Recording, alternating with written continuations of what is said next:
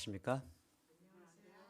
네, 오늘 지역 눈높이에 맞춘 특화된 선교라는 주제를 가지고 하나님 말씀을 나누고 또 짧은 목회 경험이지만 그 짧은 시간 동안 경험하고 또 배우고 익혔던 여러 선교의 이야기들을 나누는 그런 시간을 갖도록 하겠습니다.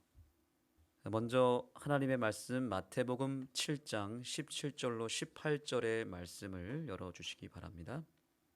다 같이 한번 읽어볼까요? 시작. 이와 같이 좋은 나무마다 아름다운 열매를 맺고 못된 나무가 나쁜 열매를 맺나니 좋은 나무가 나쁜 열매를 맺을 수 없고 못된 나무가 아름다운 열매를 맺을 수 없느니라. 아멘. 여러분들에게 질문을 드리겠습니다. 여기서 좋은 나무와 좋은 열매가 있죠, 그렇죠? 무엇이 본질이죠? 나무가 본질인가요? 아니면 열매가 본질인가요? 나무가 본질이죠, 그렇죠? 네. 이 말씀의 요지는 뭐냐면 우리가 좋은 나무가 되면 좋은 열매는 자연스럽게 맺게 되어 있다는 뜻입니다. 예. 그래서 우리가 좋은 열매를 맺기 위해서 가장 우선적으로 해야 될 게 뭘까요? 뭐가 되면 되죠? 무엇이 되면 되죠? 좋은 나무가 되면 되는 겁니다. 맞습니까? 좋은 열매를 맺으려면 무엇이 되어야 된다고요? 좋은 나무가 되면 되는 것입니다. 영혼 구원이라고 하는 우리가 좋은 열매를 지금 추구하기 위해서 이 자리에 왔습니다. 그렇죠? 이것을 이제 적용을 한번 해보자는 거죠. 좋은 열매, 우린 지금 열매를 따먹기 위해서 왔는데 우리가 추구하고 있는 열매가 무엇입니까? 예, 영혼을 구원하고 또 우리 교회가 무엇하길 바라죠? 부흥하기를 바라잖아요. 부흥이라고 하는 열매. 또 오늘 말씀의 제목이 무엇입니까? 지역의 눈높이에 맞춘 특화된 선교. 이것도 뭐죠? 좋은 열매입니까? 나무입니까? 이건 열매예요, 열매. 좋은 열매라는 거죠. 그렇죠? 그래서 이 모든 것들은 좋은 열매에 해당하기 거기 때문에 우리가 이 시간을 통해서 한 가지를 분명하게 우리가 마음에 새겨야 되는데 그것은 이러한 열매를 맺기 위해서 우리가 무엇이 되어야 된다는 거예요? 좋은 나무가 되면 좋은 열매를 맺을 수 있다는 것입니다. 저는 이 시간을 통해서 좋은 열매보다는 좋은 나무가 되기 위해서 우리가 무엇을 해야 되는지를 설명하기를 원하는 것입니다. 결과라고 하는 것은 하나님께 맡기는 것이고 오늘날 내가 또 우리 가정이 우리 교회가 좋은 나무가 되는 일에 우리가 주력하고 그것을 위해서 기도하게 되기를 소망합니다. 그래서 결과보다는 무엇이 중요하냐면 본질이 중요합니다. 이것을 다른 말로 하면 기본이라고 할 수 있고 뿌리라고 할 수 있습니다. 기본이 있고 뿌리가 있습니다. 그래서 기본이 탄탄하면 그 다음 단계로 나갈 수 있고 뿌리가 좋으면 열매를 맺을 수 있습니다. 우리 교회가 부흥하기를 원한다면 우리 교회가 좋은 나무가 되면 되는 것입니다. 예. 그러면 열매는 자연스럽게 맺혀지게 되어 있다라는 것이죠. 자, 그러면 이제 먼저 이제 선교라고 하는 이 본질에 대해서 좀 생각해 보겠습니다. 요즘 본질이라는 이 단어가 굉장히 대두되고 있습니다. 그래서 육아를 할 때도 본질 육아라는 책이 요즘 아주 인기가 있습니다. 본질 육아. 그래서 본질적인 어떤 부분을 다루게 되면 육아도 얼마든지 우리가 성공적으로 할 수 있고 그래서 저도 본질 목회를 좀 해보려고 노력을 하고 있습니다. 그래서 본질 목회가 도대체 무엇일까? 과연 우리가 선교적으로 부흥하기 위해서 어떤 본질로 돌아가야 될까 이런 생각을 하게 되었습니다. 그 첫 번째가 중요합니다. 자, 이제 본질에 대해서 얘기를 할 겁니다. 좋은 나무가 되기 위해서 본질을 얘기해야 되는데 그러면 가장 중요한 게 뭘까요? 좋은 나무가 되는 데 있어서 가장 중요한 게 뭘까요? 뿌리입니다. 뿌리. 좋은 뿌리가 되어야 좋은 나무가 될 수 있습니다. 뿌리가 병들게 되면은 나무도 병들게 되고 모든 게 다 병들어 버립니다. 그러니까 이 뿌리병이 제일 위험하잖아요.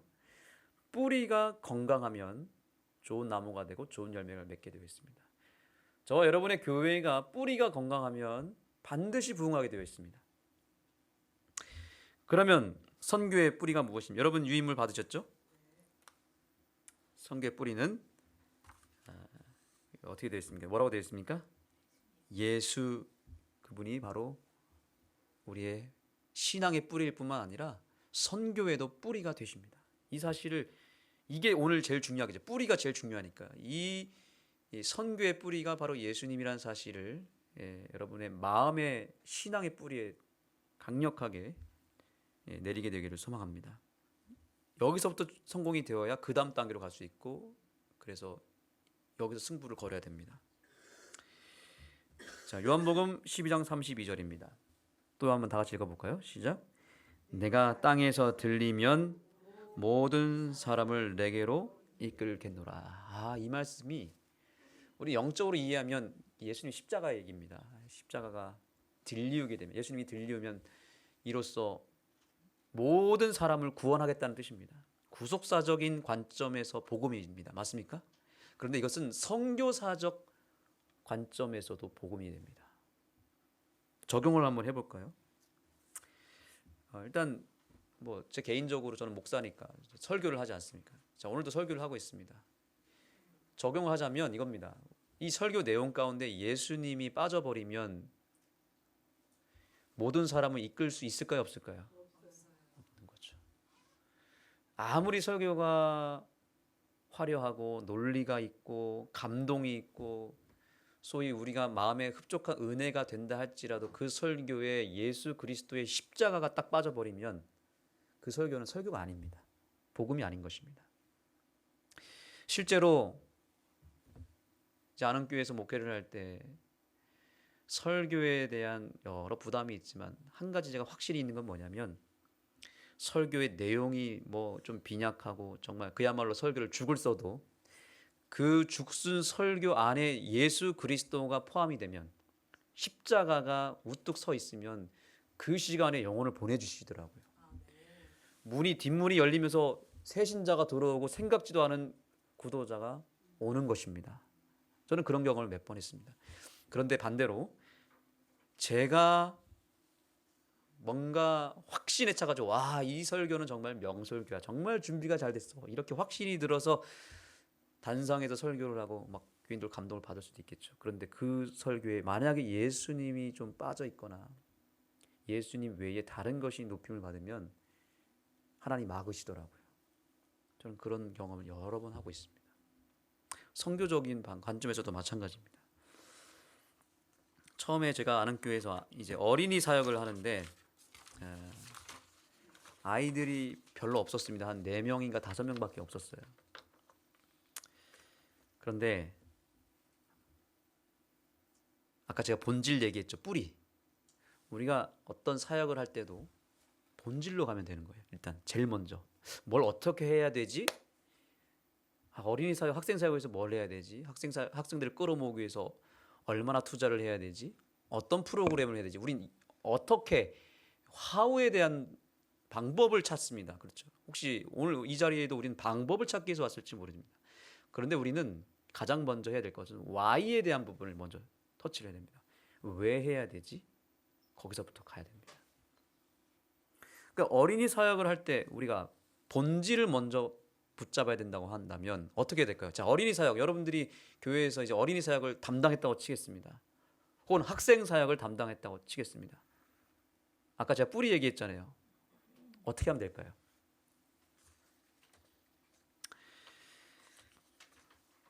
어린이 사역의 부흥을 위해서 가장 먼저 해야 될 것은, 아까 뿌리가 누구라고 그랬죠? 예수님이라고 그랬잖아요. 그렇죠? 그러면 예수님이 어린이 사역을 어떻게 하셨는지를 알면 되지 않을까요? 그렇죠?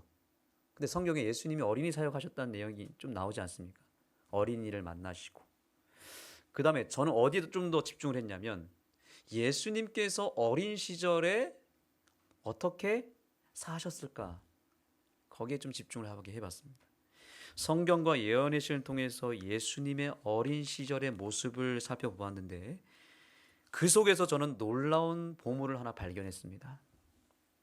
아주 핵심적인 어린이 사역의 본질을 발견했는데 시대의 소망에 나옵니다. 여기 보시죠. 그분은 어린이의 겸손한 태도로 성경 말씀들을 무엇하였다고요? 암송하였다. 저는 이 말씀이 예전엔 그냥 스쳐 지나갔는데 어린이 사역을 생각하면서 예수님의 어린 시절 조명해 봤을 때 이 말씀이 제 눈에 딱 들어왔습니다. 아, 이게 본질이구나. 이게 뿌리구나. 딱 잡았습니다. 뿐만 아니라 예수님께서 유년 시절의 그 시대의 소망을 보시면 예수님이 쉐마라고 하는 교육을 배우셨다. 여러분 쉐마 교육 들어보셨습니까? 이 유대인 교육이에요. 유대인 교육. 성경 암송과 함께 하브루타라고 하는 성경 토론 방식으로 자녀들을 양육하는 방식인데요. 예수님이 유대인이었잖아요. 예수님도 쉐마 교육을 받으신 거예요. 수천 년 동안 내려온 그 유대인들의 독특한 말씀 중심의 교육 방식을 예수님이 배우셨더라고요. 그래서 예수님의 첫 교사는 누구였냐면 어머니였다라고 나오고 있고, 그 다음에 어렸을 때부터 성경을 암송하셨고 천연계 속에서 지내셨고, 그 다음에 성경을 토론하는 방법을 어머니로부터 질문을 주고받는 방식으로 교육을 받으셨더라고요. 그래서 예수님께서 13살, 12살 되었을 때 성전에서 어떻게 하셨습니까? 회당에서 성전에서 그 종교 지도자들과 무엇을 하냐면 하브루타를 하시는 겁니다. 토론을 하는 것입니다. 그 장면 아시죠? 네. 12살이 어떻게 12살짜리가 어른들과 토론을 할 수 있겠냐는 거예요. 쉐마 교육을 받았기 때문에 그런 거예요. 제가 이걸 딱 발견하고 어린이 사역은 무조건 쉐마 교육을 하면 되겠구나. 성경 암송 교육을 하면 되겠구나. 바로 뛰어 들어갔습니다. 그래서 여름 성경학교 때 그동안 해왔던 방식을 내려놓고 성경 암송 학교로 구성을 했습니다. 그래서 학생들 한 4명 아까 있다고 했죠. 그 학생들을 붙잡고 성경을 암송을 시키고 영어로 한글로 중국어로 암송을 시키는 것입니다. 놀라운 일이 벌어졌습니다. 이 아이들이 성경학교에 딱 참여하고 왔는데 뭘 하는 거예요? 성경을 암송하기 시작하고 영어로 암송을 하는 겁니다. 부모님들이 좋아했을까요? 싫어했을까요? 좋아하는 것입니다. 교회를 보냈더니 아이가 영어로 막 샬라샬라 막 하는 겁니다. 나중엔 중국어로 막 하기 시작하는 겁니다. 이 소문이 좀 나기 시작했고, 어쨌든 우리 아이들 교회 보내놓으면 뭔가 영어라도 하고 오니까 일단 부모님 입장에서 보내는 것입니다. 4명이었던 학생이 점점 늘어나기 시작하는 겁니다. 그래서 이 아이들이 지금까지 남아있어요. 10명, 15명까지 가는 겁니다. 물론 쉐마 교육을 시작해서 그것만 한 건 아닙니다. 그걸 통해서 이제 뿌리를 내렸으니까 이제 가지를 뻗어 나가는 거죠. 그래서 뭐 수학 교실도 하고 영어 교실, 축구 교실. 근데 본질은 뭐였냐면 암송이었다는 것입니다. 이게 중요한 것입니다. 여기 이런 이제 포스터를 동네에 다 걸고 학생들을 교회로 보내주시면 성경 암송을 통해서 학생들의 기억력과 집중력을 키워주고, 성경 암송을 통해서 아이들의 신앙과 인성과 또 지성까지 함께 우리가 터치해주겠다, 이렇게 광고를 했더니 이제 보내주신 겁니다. 예수님의 방법은 항상 성공할 수 있습니다. 지역과 상황을 초월해서 뿌리가 되시는 예수님의 방법을 붙잡게 되면 반드시 성공하게 되어 있습니다. 학생들이 이렇게 성경 암송을 통해서 자기 입으로 성경을 내뱉고 영어로 암송하는 이 일을 통해서 학생들 스스로도 만족감을 느꼈습니다. 이 학생들이 나중에는 교회에서 침례를 받고 지금 교회의 리더가 되어 있습니다. 수학 교실을 하는 장면이고요. 자, 이건 따끈따끈한 뉴스입니다. 지금 그래서 우리 교회 아는 교회에서는 저는 쉐마 샘플 교회를 세우는 게 꿈이에요. 그래서 지금 동중환합회에서 제1회 쉐마 가족 캠프를 진행했는데 어제부터 오늘까지 진행합니다. 제가 오늘 사실 거기에 있어야 되는데 오늘 이 시간을 위해서 따로 시간을 구별했기 때문에 왔습니다. 근데 지금 쉐마 가족 캠프를 하고 있습니다. 쉐마 가족 캠프라는 타이틀만 딱 걸었는데 전국에서 막 전라도 장흥에서도 오고요. 경상도에서도 올라오고 20가정 이상이 와가지고 지금 80명의 가족들이 자녀들과 함께 성경 암송을 배우고 지금 쉐마 교육을 배우고 있습니다. 어제 제가 이 설교한 제목입니다. 자녀를 월드 클래스로 키우라. 하나님 말씀대로 키우고 예수님이 받은 그 쉐마 교육대로만 아이들을 양육하면 얼마든지 여러분들의 자녀를 월드 클래스로 만들 수 있습니다 라는 이야기를 했을 때 부모들의 반응이 뜨거운 것입니다. 예수님의 방법은 반드시 성공하게 되어 있다는 것이죠. 그래서 여러분들의 교회에서 이 쉐마 교육을, 성경 암송학교를 열고 쉐마 교육을 하기 시작하면 3040 허리 부분을 탄탄하게 세울 수 있습니다. 우리 교회의 모습이고, 어제 이제 길머리 교육, 천연계 교육을 통해서 암송하는 방법을 알려줄 때 아침 일찍부터 와가지고 이 가족들이 이 쉐마 교육을 받았고, 지금은 더 많은 이제 젊은 가정들이 지금 우리 교회에서 쉐마 교육을 배우고 있습니다. 어린이 사역에 성공할 수 있었던 이유는 누구의 방법을 따랐기 때문이에요? 예수님의 방법을 따랐기 때문에 그렇습니다. 자, 이 말씀 다 같이 읽겠습니다. 시작. 오직 그리스도의 방법을 사용함으로써만 사람들을 접촉할 때 참 성공을 거둘 것이다. 아멘. 뭐라고요? 누구의 방법이요? 내 방법. 교회의 방법이 아니라 누구의 방법이요? 그리스도의 방법을 사용함으로써만 성공을 거둘 것이다. 마음에 새기시기 바랍니다. 구주께서는 사람들의 유익을 손하는 분으로서 그들과 무엇 하셨다고요? 섞이셨다. 이게 예수님의 첫 번째 방법입니다. 섞이셨다. 섞이셔야 됩니다. 그분께서는 그들에 대한 당신의 동정심을 보여주시고, 그 다음에요, 빨간색 부분 보세요. 필요를 따라서, 누구의 필요예요? 나의 필요, 교인들의 필요가 아니라 그들의 필요입니다. 구도자들의 필요, 이웃들의 필요에 따라서 봉사하시고 그들의 신임을 얻으셨다. 그 후에 그분께서는 나를 따라오라고 그들에게 명령하셨다. 아멘. 여러분, 예수님의 방법 명확하게 나왔습니다. 이거대로만 하면 무조건 성공할 수 있습니다. 예수님께서 섞이셨다고 했길래 저도 섞여 봤습니다. 섞여 들어가 봤습니다. 그리고 필요를 따라 봉사해 봤습니다. 이제 그 이야기를 할 것입니다. 자, 이 장면은 뭐냐면 제가 지역에 있는 분들과 섞이는 모습입니다. 여기 있는 분들은 다 교인들이 아니고요, 전혀 우리 교회와 상관없는 사람들입니다. 지역에 그 독서 모임이 있길래 저도 독서를 좀 좋아하고 또 섞이고 싶어서 가입을 했습니다. 갔더니 제가 막내예요. 다 60대 후반에 70대 다 귀촌하신 분들입니다. 천주교인 분도 있고 무신론자도 있고 뭐 불자도 있고 다양합니다. 이분들이 너무너무 저를 좋아하는 겁니다. 일단 제가 젊으니까 평균 연령을 낮춰줬다고 고마워하고 있습니다. 그리고 살면서 자기는 안식일 교인을 만나본 적이 없대요. 그런데 안식일교회 목사를 만났으니 얼마나 반가웠겠습니까? 안식일교회 교인 만나기도 쉽지 않은데 안식일교회 목사를 만났는데 그 목사와 일주일에, 한 달에 두세 번씩 만나니까 이분들은 신기한 거예요. 일단 신기한 거. 어떤 사람인지 궁금했대요, 안식교인들이. 근데 이제 저랑 소통하면서 알게 되는 것입니다. 이분들의 이야기를 제가 많이 들어주고 또 대화를 나눠주고, 이분들의 눈높이에 맞춰서, 이분들의 관심사에 제가 맞춰서 대화를 나눠주고, 끝나면 이제 밥 먹으러 갑니다. 근데 이분들이 다 술을 하십니다. 제가 거기에 앉아야 될까요? 피해야 될까요? 재림교회 목사인데 어떻게 술자리에 갑니까, 여러분? 안 되죠. 큰일 납니다.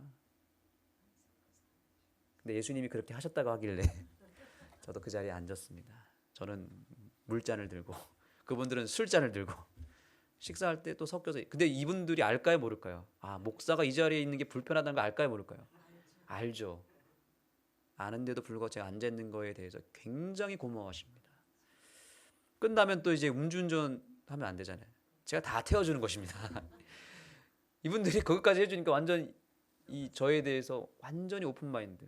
나중에는 저한테 만날 때마다 박 목사님 진짜 목사님 같은 분이 있어서 너무 좋다고, 너무너무 좋은 거예요. 그리스도인들은 이렇게 해야 된다고. 뭐 제가 한 게 뭐가 있습니까? 섞인 거밖에 안 했잖아요. 그래서 제가 교회에서 뭔가 행사를 하거나 전도회를 하거나 뭐 세미나를 한다, 이분들이 올까요, 안 올까요?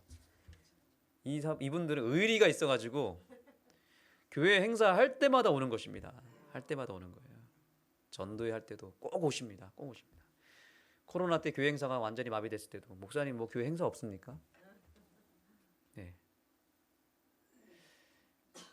예수님의 방법이 성공합니까? 통하는 것입니다. 이제 제가 이분들과 함께하면서 또 하나 섞이게 된 것은 뭐냐면 이분들이 한 달에 한 번씩 횡성 문학회라고 하는 곳에 또 참여합니다. 제가 있는 곳은 안흥이고 안흥 독서회 그룹이 한 달에 한 번씩 횡성 문학회에 이제 가입이 되어서 거기도 같이 가자는 거예요. 같이 갔더니 또 더 많은 사람들이 한 40명이 모이는 거예요. 근데 제가 안식일교회 목사라는 거 다 소개가 되니까 이분들 또 신기해하는 거예요. 근데 제가 또 제일 젊으니까 저한테 막 일을 맡기는 것입니다. 목사님 이것도 해주시고 저것도 해주시고 뭐 영상 편집부터 해서 그분들이 뭔가 필요한 거를 요청하는데 제가 거절하면 될까요, 안 될까요? 아무리 바빠도 이건 해줘야 되는 겁니다. 그래서 제가 밤을 새워서 영상도 만들고 뭐 시화전도 준비해주고 하니까 이분들이 너무너무 좋아하는 겁니다. 저를 이제 사무 차장으로 아예 임원까지 저는 시켜줬습니다. 제 횡성문학회 사무 차장입니다. 젊으니까 일할 사람이 저밖에 없는 거예요. 그분들을 섬기는 것입니다. 1년에 한 번씩 횡성문학이라고 하는 이 문학회 집에다가 우리 모든 회원들의 글을 실어 넣습니다. 근데 저한테 얘기합니다. 목사님도 글을 좀 주시죠. 저는 시를 안 쓰는데요. 이제 시나 수필을 써야 되는데 저는 글 쓰는 일을 해본 적이 없기 때문에 제가 쓰는 글은 뭐밖에 없을까요? 설교문밖에 없어요. 그래서 저는 설교문밖에 없는데 했더니 목사님 그거라도 내세요 이러는 거예요. 아 속으로 땡큐했습니다. 그래서 제 설교문 중에 엑기스 중에 엑기스를 한 두세 편 해가지고 요약을 해가지고 딱 냈더니 이걸 실어준 겁니다. 안흥교회 목사 제7회 안식 예수재림교회 안흥교회 목사 여기 사진 보이죠? 그 다음에 설교문이 딱 거기 아주 좋은 자리에 배치가 돼가지고 근데 이 안흥문학집이 어디로 가냐면 각 지역 도서관, 관공서 그 다음에 모든 지역의 지역 유지들 임원들한테 집에 다 배달이 됩니다. 이것보다 더 좋은 전도지가 있습니까? 제가 뭐 이걸 읽어달라고 할 필요도 없습니다. 이걸 딱 실려가지고 하니까 이건 빼도 박도 할 수 없는 거예요.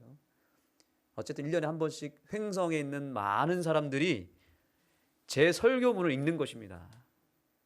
복음을 듣고 그분들이 그 중에서 구원받은 사람이 있을지 어떻게 알겠습니까? 그렇죠? 이게 누구의 방법이라고요?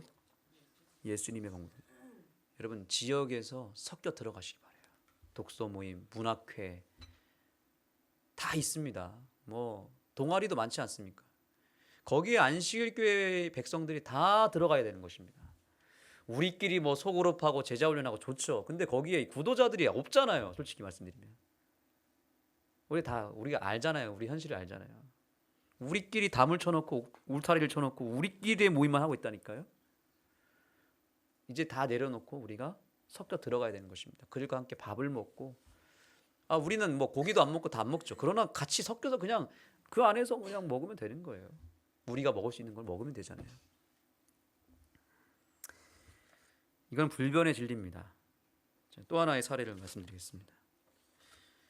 이분은 암 말기 환자였습니다. 병원에서도 포기를 했고요. 우리 교회 장로님 부부가 이분을 우연찮게 알게 돼서 방문을 했는데 처음부터 문전박대를 하더래요.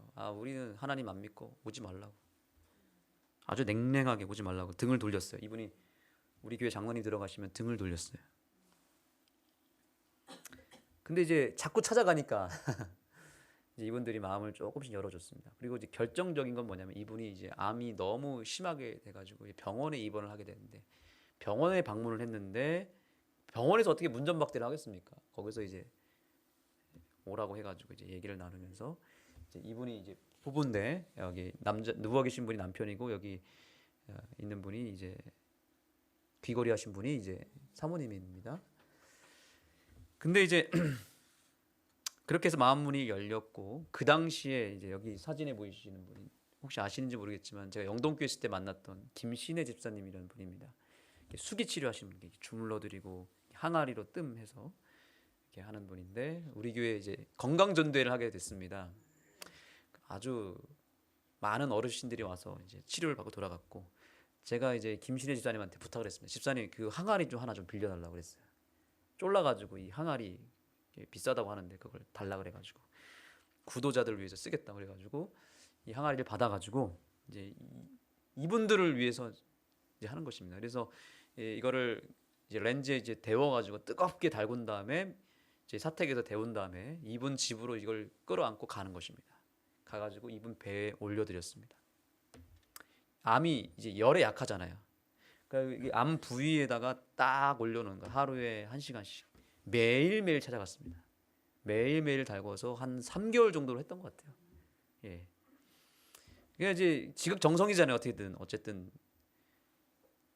교회 목사가 바쁜 거 이분들도 알겠죠. 근데 매일 항아리를 데워서 갈 때마다 이걸 올려드리니까 이 사모님 마음이 완전히 녹아버린 것입니다.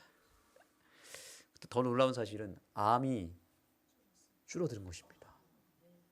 진짜로 이 열이 이 항아리가 굉장히 효과가 있었어요. 이분이 너무 이제 암 환자는 아는 거예요. 딱 대보니까 너무 편안하고 막 이게 통증이 사라지는 거예요. 그래서 병원에 갔더니 많이 좋아졌다고 얘기를 한 겁니다. 예. 그래서 이분이 너무너무 고마워한 겁니다. 그래서 사모님이 교회 나오기 시작했습니다. 그리고 이 남편분이 병원에서 갈 때마다 아는 교회에서 나를 낫게 해줬다고 그렇게 전도를 이분이 하는 거예요.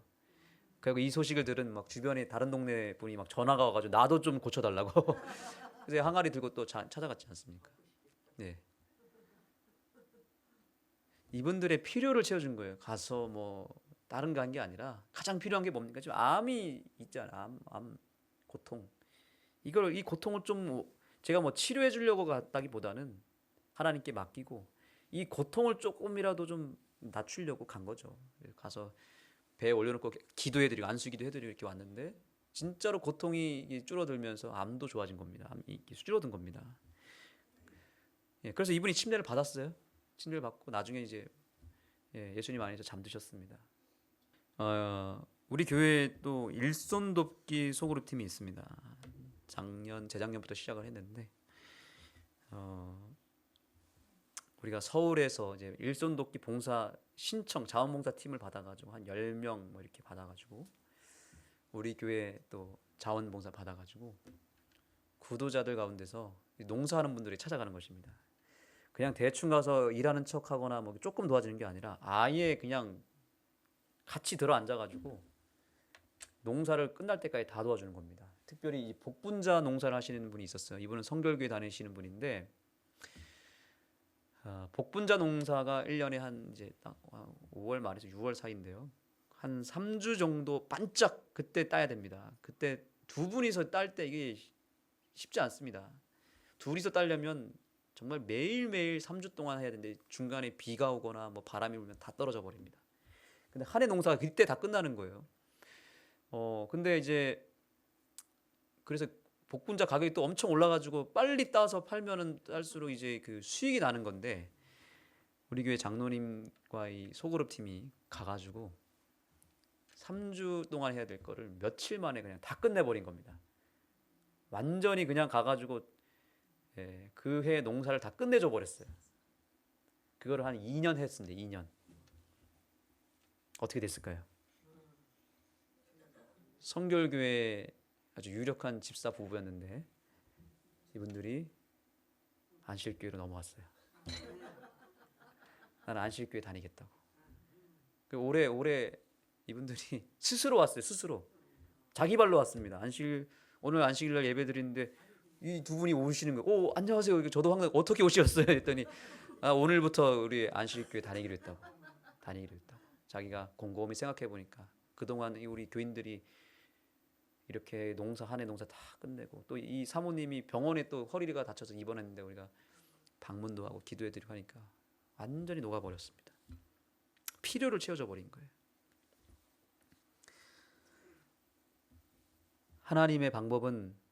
예수님의 방법은 항상 통합니다. 시대를 초월해서 지역을 초월해서 통한다는 사실을 잊지 마시기 바랍니다. 여기 우리 교인들이 다 가가지고 초토화시킨 장면. 농사 다 끝내버리고 점심에 참 먹는 겁니다. 참 먹는 거죠. 다 같이 읽겠습니다. 시대소망 350페이지입니다. 시작. 그리스도를 따르는 자들은 그리스도가 일하신 것처럼 일해야 한다. 아멘. 그리스도를 따르시는 분들입니까? 예수님을 믿습니까? 그러면 예수님께서 일하신 것처럼 일하시기 바랍니다. 예수님을 믿는 것은 그분의 생활 방식도 믿는 것이다라고 어느 영성가가 말했습니다. 무엇을 믿는 거라고요? 예수님의 존재만 믿는 게 아니라 그분의 생활 방식도 믿어야 되고 그분의 전도 방법도 믿어야 될 줄 믿습니다. 예수님은 항상 옳습니다. 예수님 방식은 항상 승리하고 예수님의 방법대로 하면 늘 우리는 성공할 수 있고 선교의 부흥을 이룰 수 있습니다. 내가 들리면 모든 사람을 내게로 이끌겠노라. 여러분이 있는 그곳에서 예수님의 모습을, 그 십자가의 정신을 한없이 높이시기 바랍니다. 내 모습 속에서 예수님이 나타나야 됩니다. 그러면 그 예수님이 임한 곳에 많은 사람을 뭐 하겠다고요? 이끌어 오겠다고요. 전도가 어려운 게 아니라 참으로 쉽습니다. 누구 방법대로 하면 돼요? 예수님 방법. 이 부분이 제일 중요하기 때문에 제가 강조를 계속 하는 겁니다. 뿌리가 제일 중요합니다. 예수 그리스도라고 하는 뿌리가 우리의 선교의 본질 가운데 완전히 장착이 되기를 소망합니다. 자, 이제 뿌리가 세워졌습니다. 뿌리가 세워졌습니까 지금? 자, 이 시간을 통해서 그냥 정보로 듣고 아 그렇구나 끝나면 안 됩니다. 지금 이 시간에 뿌리가 장착이 돼야 된다. 지금 내가 이 순간 믿으면 되는 거예요. 세워졌습니까? 지금 여러분 마음에 뿌리가 장착이 됐습니까? 지금 아멘 하셔야 되는데. 뿌리가 세워졌습니까? 예. 그럼 이제 넘어가도 되겠습니까? 이게 안 되면 여기 계속 할 겁니다. 예. 되신 거죠? 뿌리가 세워졌으면 그 다음이 뭐죠? 뿌리 다음에 줄기. 이제 줄기를 볼 겁니다. 자, 선교의 본질 두 번째 줄기는 무엇이냐면 뭐예요? 기도입니다. 기도. 우리가 오늘 붙잡아야 될 두 번째 본질은 기도입니다. 자, 예수님의 선교 방법 가운데 가장 중요한 요소는 뭐 섞이시고 그들의 필요를 따라 봉사하시고 다 좋은데 예수님의 선교 방법에 매우 중요한 또 하나의 요소가 있습니다. 뭘까요? 기도였습니다. 기도. 예수님은 아침마다 하늘 아버지와 교통하셨고 매일 새롭게 성령의 침례를 받으셨다고 시대에서만 말하고 있습니다. 특별히 예수님께서는 전도를 하기 앞서서 전도하기 전에 무엇 하신 줄 아십니까? 전도하기 전에 무엇 하셨을까요? 기도하셨습니다. 다 같이 읽겠습니다. 마가복음 1장 35절 38절 시작. 새벽 아직도 밝기 전에 예수께서 일어나 나가 한적한 곳으로 가사 거기서 기도하시더니 이르시되 우리가 다른 가까운 마을들로 가자. 거기서도 전도하리니 내가 이를 위하여 왔노라. 자, 전도하기 전에 새벽에 무엇 하셨다고요? 기도하셨습니다. 누구 방법이죠? 자, 전도하기 전에 기도하십니까? 새벽 기도하십니까? 네. 이 부분에 대해서 한번 깊이 생각해 보시기 바랍니다. 제자들이 귀신을 쫓아내는 일을 잘하다가 어느 순간 귀신을 쫓아내는 일에 실패하였습니다. 그런데 그때 제자들이 예수님께서 왜 우리는 못했습니까? 라고 얘기했을 때 예수님께서 너희들이 능력이 없어서 너희들이 배우지 못해서 너희들이 준비가 안 돼서 못했다라고 말하지 않고 무엇이라고 말하는지 보겠습니다. 제자들이 그렇게 얘기했을 때 마가복음 9장 12절에 이르시되 기도 외에는 따라해 보겠습니다. 기도 외에는 다른 것으로는 이런 유가 나갈 수 없느니라. 예, 기도하지 않고서는 방법이 없다. 근데 너희들이 기도하지 않았기 때문에 안 된 것이다. 우리가 선교가 안 되는 이유는 한 가지 이유 때문이에요. 기도 안 했기 때문이죠. 되는 이유는 기도했기 때문이죠. 여기 사진에 보시는 분은 정지연 집사님이라는 분입니다. 제가 처음 아는 교회에 부임했을 때에 그때 딱 맞춰서 오셨던 분이에요. 이분이 귀농하신 분인데 이 옆집 이웃과 사이가 좀 안 좋게 갈등이 굉장히 심했습니다. 옆집과의 갈등 때문에 도저히 살 수 없고 막 정말 죽고 싶을 만큼 힘들었다고 합니다. 우울증이 오고 막 너무너무 괴로워서 이제 이사를 가야 되나 말아야 되나 할 정도로 너무 힘드니까 이 동네 이장님한테 나 좀 살려달라고, 나 좀 교회 좀, 장로님이 저기 이장님이 다니는 교회 좀 데려다 달라고 했는데 이장님이 우리 교인이세요. 그래서 우리 장로님이 이분을 모시고 왔는데 그때 마침 우리 교회에 누가 오셨냐면 김기곤 교수님이 우리 교회에 주말 안식일 날만 딱 오셨어요. 딱 안식일 날만 오셨어요. 그분이 오시는 그날 딱 오셨습니다. 서중원 앞에 무슨 장로 수양회 그 근처에서 했는데 잠깐 들리셨는데 제가 설교를 부탁을 드려서 설교를 하시게 됐는데 그날 이 교수님의 말씀이 참 신기합니다. 제가 아까 얘기했잖아요. 예수님을 설교 시간에 높이면 영혼이 온다고요. 용서에 대한 십자가의 용서에 대한 그 주제였는데 이분이 듣고 막 눈물을 펑펑 흘리는 것입니다. 그 자리에서 그냥 그 말씀 앞에 압도당하고 굴복하신 것입니다. 그리고 이분의 상황을 제가 교수님께 알려드렸더니 그러면 같이 기도하자 그래가지고 설교 끝나고 이 단상 앞에 이분을 초청하고 장로님들이 딱 둘러 친쳐가지고 이분을 위해서 합심 기도를 해드렸습니다. 교수님 축복 기도를 해주신 거죠. 그날 이후로부터 이분이 지금까지 나오는 것입니다. 네. 누구의 힘이에요? 무엇의 힘이에요? 기도의 힘입니다. 그래서 이분이 한 2년 정도 지났을 때 침례를 받으시고 또 한 2년이 지났을 때 집사 안수를 받으셨습니다. 놀라운 일이죠. 네. 근데 한 4년쯤 지났을 때 김기곤 교수님께로부터 전화를 받았습니다. 어느 날 교수님이 이제 이 정지연 성도를 기억하고 있더라고요. 이름 석자를. 목사님 그 정지연이라고 하는 그분 그 여사님이 어떻게 잘 그때 이후로 잘 다니고 있습니까? 이러면서 이 복음의 기쁜 소식을 알려드려야 되잖아요. 교수님 감사합니다. 그때 교수님 오셔서 귀한 말씀해 주시고 축복 기도해 주셔서 이분이 침례를 받고 이제 곧 집사를 받게 되었습니다. 했더니 교수님도 너무너무 기뻐하시면서 하시는 말씀 그날 이후로부터 지금까지 그분을 위해서 기도하고 있었다는 거예요. 그날 이후로부터 수년이 지났지만 이분의 이름을 잊지 않고 교수님이 생각날 때마다 기도해 주셨다고 내가 기도했다는 겁니다. 저는 온몸에도 소름이 돋았습니다. 참 이런 교수님한테 우리 제자들이 배웠으니 얼마나 축복입니까? 기도하는 교수님. 기도의 능력이 이렇게 큰 것입니다. 여러분 한 영혼을 위해서 우리가 그 이름 석자를 놓고 기도하면요. 시간이 지나면 3년, 4년, 5년, 10년이 되어도 때가 되면 열매 맺을 줄 믿습니다. 나는 교회 뒤편에는 이렇게 기도나무가 있습니다. 예전 교회에 있을 때 우리가 여기서 기도를 했는데 초록색 이파리는 구도자들의 이름을 써 있습니다. 구도자의 이름. 이분이 교회를 나오면 이파리가 하얀색 꽃으로 바뀝니다. 나온 분들이에요. 기도했더니 진짜 나오고 이 하얀색의 분들이 침례를 받으면 빨간색으로 바뀝니다. 빨간색 열매 보이시죠? 기도나무의 열매가 이렇게 되는 것입니다. 여러분 기도나무 만드세요. 그리고 이 이파리에 기록된 수많은 사람들 가운데 지금 교회 다니는 사람이 꽤 많습니다. 지금 이제 많이 시간이 지났거든요. 구도자들의 이름을 지금부터 명단을 딱 정리하셔가지고 기도나무 만드시고요. 지금부터 기도하셔야 됩니다. 그래야 나중에 귀한 열매로 거둬들이게 됩니다.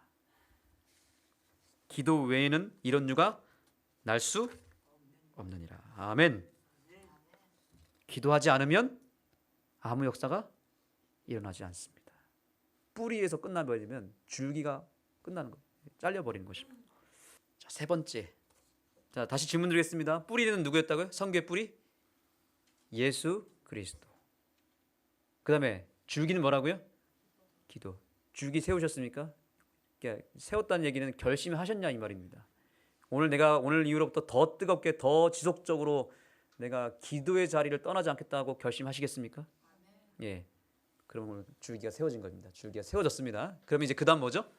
관계, 가지. 선교의 가지. 자, 이제 그 기도의 줄기 위에 무엇을 연결시켜야 되냐면 관계라고 하는 가지를 연결시키셔야 합니다. 중요할까요? 중요합니다. 이 가지가 어떻게 여러 갈래로 뻗어 나가듯이 저와 여러분의 그 관계의 가지가 이제 뻗어 나가야 됩니다. 뻗어 나가야 됩니다. 빌 하이베즈 목사님이 쓴 책 중에 사랑하면 전도합니다라는 책이 있습니다. 너무나 당연한 이야기입니다. 사랑하면 전도하게 되어 있습니다. 그러나 또 한 가지 중요한 것이 있습니다. 이것이 참으로 뻔한 이야기고 너무나 당연한 얘기인데 가장 어려운 일이기도 합니다. 여러분 마태복음 28장 19절 20절에 보시면 그러므로 너희는 가서 모든 민족으로 제자를 삼아 아버지와 아들과 성령의 이름으로 침례를 베풀고 네가 너희에게 분부한 모든 것을 가르쳐 지키게 하라. 볼지어다 내가 세상 끝날까지 너희와 항상 함께 있으리라. 예수님의 마지막 명령입니다. 선교 사명입니다. 우리는 이 말씀 때문에 지금 이 자리에 있는 것이고 이 말씀을 실천하기 위해서 선교하고 전도하고 구도자들을 만나고 있습니다. 그런데 여기 분명히 뭐라고 그랬냐면 모든 민족을 무엇하라고요? 제자를 삼으라 그랬습니다. 어떻게 제자 삼으래요? 침례를 베풀어야 되고 가르쳐서 지키게 해서 제자를 삼으라고 말하고 있습니다. 우리가 이 일을 위해서 제자 훈련도 받고 성경 공부 훈련도 받고 많은 것을 준비하고 있습니다. 그런데 여러분 모든 민족 여러분이 계신 곳 서울이잖아요. 서울 경기 몇만 명입니까?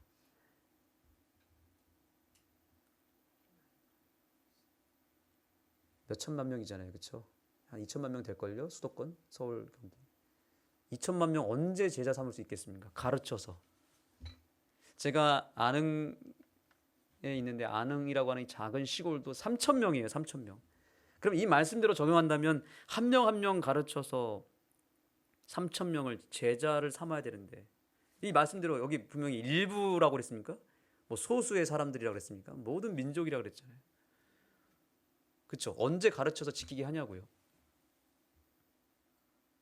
이 말씀을 딱 들으면 벌써 힘이 빠집니다. 나는 못해. 그런데 여러분 이 말씀과 평행 구조를 이루는 짝을 이루는 말씀이 요한복음 13장에 나타납니다.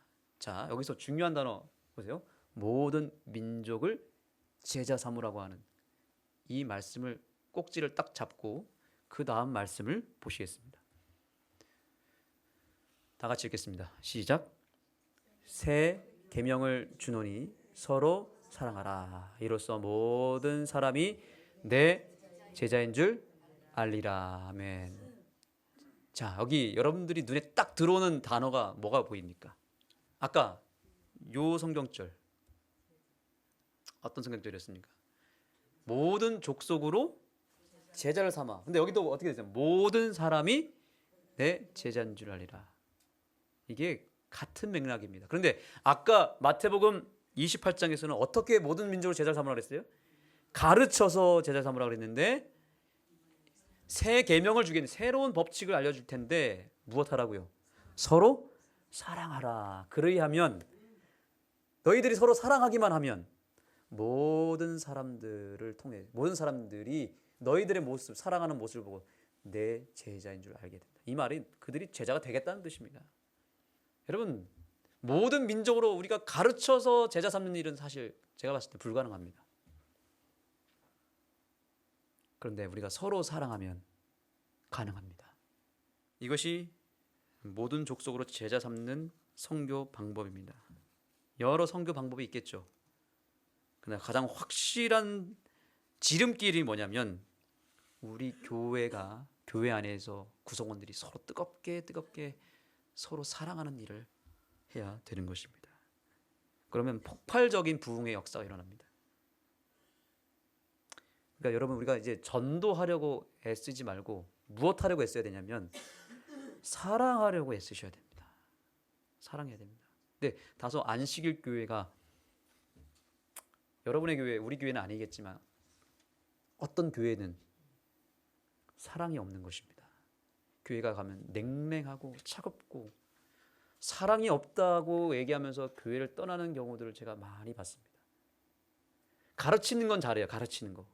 우리는 가르쳐서 제자를 삼으려고 하다 보니까 가르치는 거에다 집중하다 보니까 이래라 저래라 이렇게 해야 된다 저렇게 한다 가르치는 거는 잘하는데 정작 사랑이 없다 보니까 제자 삼는 일에 자꾸 실패되는 것입니다. 그러나 우리 안식일교회가 서로 사랑하는 일에 주력한다면 교회는 따뜻하게 될 것이고 그곳에 영혼들을 분명히 보내주실 것입니다.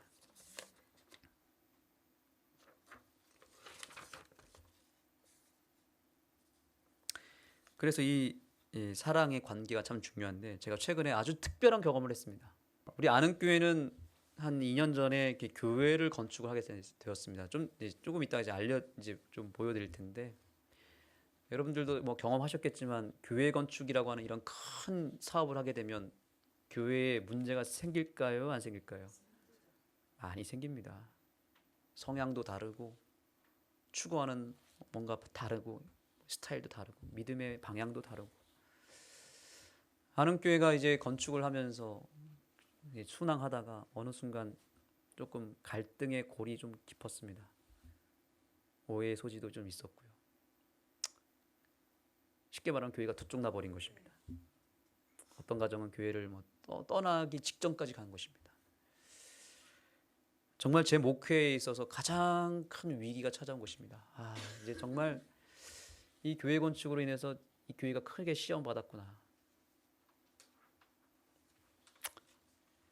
교인들끼리 또 뭔가 갈등과 다툼이 일어나면서 교회 분위기가 안 좋아지는 것입니다. 그럴 때 어떻게 해야 될까요, 목회자가요? 근데 하나님께서 참 감사한 것은 누군가 한 명은 죽어야 됩니다. 그죠? 우리가 부부끼리 싸워도 잘 아시겠지만 한 명이 죽어야 돼요. 맞습니까? 진짜 죽으라는 얘기가 아니고 자아가 죽어야 된다는 거죠. 왜냐하면 사람의 마음은 낮은 곳으로 흐르거든요. 한쪽이 죽고 한쪽이 낮아져야 마음이 흐르잖아요. 근데 교회 이런 상황에서 제가 우리 장로님들을 다 모아놓고 그런 얘기를 드렸습니다. 제가 목회를 똑바로 못해서 이런 문제가 생겼습니다. 제가 정말 잘못했습니다. 그냥 교인들 구색 맞추려고 얘기한 게 아니라 진심으로 하나님이 그런 마음을 주셨습니다. 제가 목회를 제대로 안 했다는 사실. 제가 교인들 앞에 솔직하게 얘기했습니다. 제가 회개했습니다. 죄송합니다. 이 문제는 그 어떤 교인의 문제가 아니라 저의 문제입니다. 제가 죄송합니다. 제가 너무 어리고 경험도 부족하고 제가 생각이 짧아서 제가 목회를 제대로 못해서 이러한 문제가 생겼습니다. 우리 성도님들끼리 이제는 더 이상 누구 탓을 하거나 문제 삼지 않았으면 좋겠습니다. 절대로 이것 때문에 시험 받거나 다투지 않았으면 좋겠습니다. 이거는 철저히 제 문제입니다. 제가 진심으로 교인들에게 회개했습니다. 교인들도 같이 그 자리에서 회개했습니다. 아닙니다. 목사님, 이건 저의 문제입니다. 제가 잘못했습니다. 제가 장본인입니다. 그러니까 마음이 이제 낮아지고 한 사람이 죽기 시작하니까 다 그 앞에 죽는 것입니다. 그리고 상처받고 큰 시험에 빠진 그 가정을 찾아갔습니다. 근데 이미 그 가정도 이미 마음이 똑같아요. 마음이 다 녹아 있었어요. 이미 우리가 서로 용서하고 서로 죄를 고백하고 그리고 완전히 풀어버렸습니다. 그리고 그 기세를 몰아서 우리가 그동안 교회 건축하느라 여러 갈등이 생겼는데 우리 전교인 다 우리 재림연수원에 갑시다. 가가지고 우리 서로 용서하고 그동안 미안했고 또 감사했던 이야기들, 고마웠던 이야기들 서로 우리 나눕시다. 소통하기 시작했습니다. 소통하는 장면입니다. 이게 교인들 다 세워놓고요 1대1 데이트를 시킨 겁니다. 1분 데이트 쫙 세워놓고 한 명씩 한 사람 한 사람이 모든 사람을 다 만나는 거예요. 그러니까 막 서로 그동안 미안했던 일, 고마웠던 일, 이런 이야기들을 나누면서 하지 못한 이야기들을 다 풀면서 완전히 이날 다 풀어버렸습니다.